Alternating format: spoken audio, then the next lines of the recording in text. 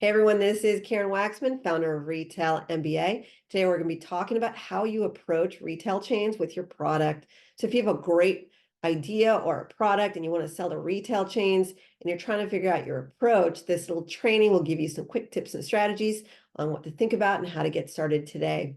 With that said, let's get started on today's training.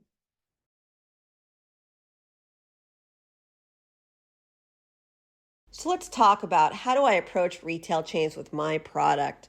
So if you have a great consumer product and you are wanting to sell to retail chains, let's talk about ways to approach chain stores.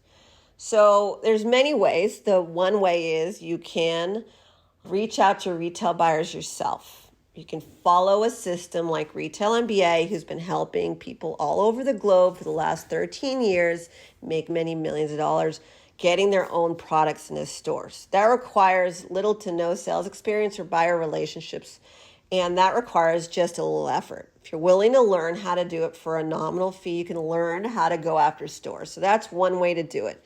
You get some training and some coaching with one of our systems, and then you just are willing to do some work. How many hours that would take you to go after stores, it depends on what stores you want to sell to, but generally I have clients.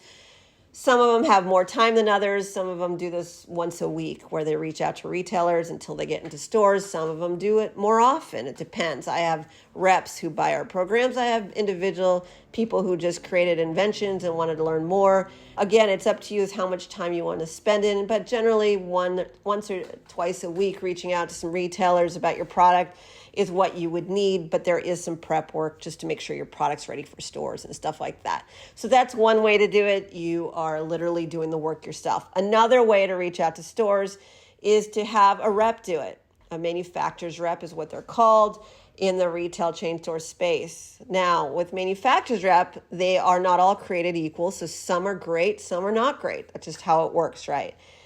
And there's a whole explanation of how to find the great ones and so forth. But generally speaking, reps typically do not charge anything beyond a commission if they are new. So just know that the newbies usually just charge a commission for their time, and maybe you don't care.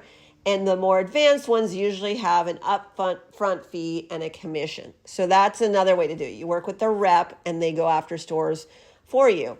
Another way to do it is you reach out to the distributors in your category who are already distributing products into stores.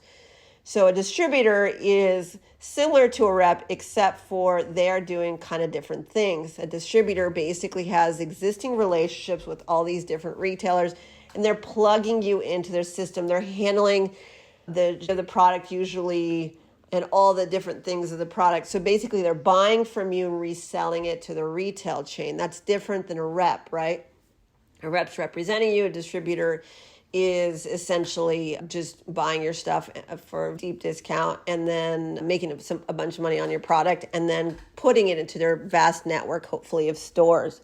Consumer electronics products, Ingram Micro would be an example of a distributor. Tricky part with distributors, they don't usually call you back.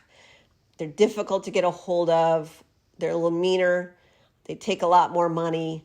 But once you're in, they can get you into more stores, hopefully, if they're a good distributor. Ingram Micro works with every retailer, right? That's exciting, right? But they do take money for that. That is a business decision. First of all, you have to convince them to be able to answer your calls.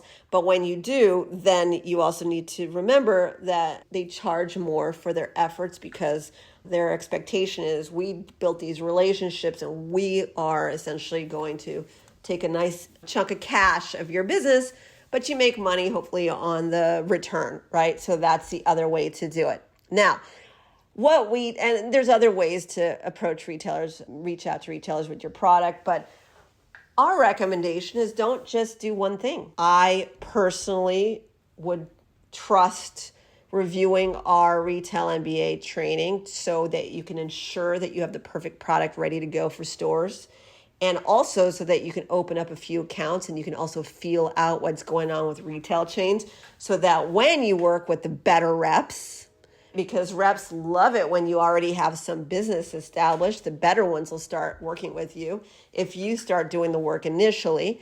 We recommend doing it yourself, building it out properly, testing out on a few retailers move forward, then working with better reps and then getting the distributors to pay attention to you, because usually distributors really want you to already have sales, which is annoying if you're just getting started. But that's what we recommend. It's a business decision all the way around. I have some clients who just do our thing and they just follow protocol and go out, get their own deals.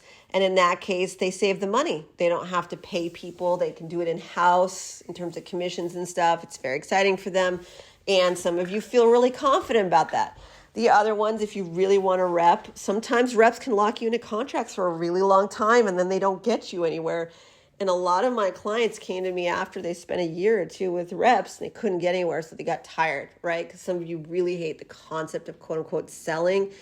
Chain stores is not the most difficult sales job. It's really mostly prep work to get a buyer to pay attention to your product. There's more to say on that topic, but the reason why we do this is just to help you move. Just do something, right? But if you wanted to start with reps, you can absolutely do that.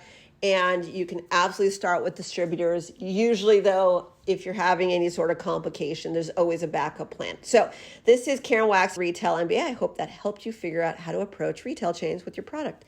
If you want to learn more, go to retailmba.com. Thanks so much.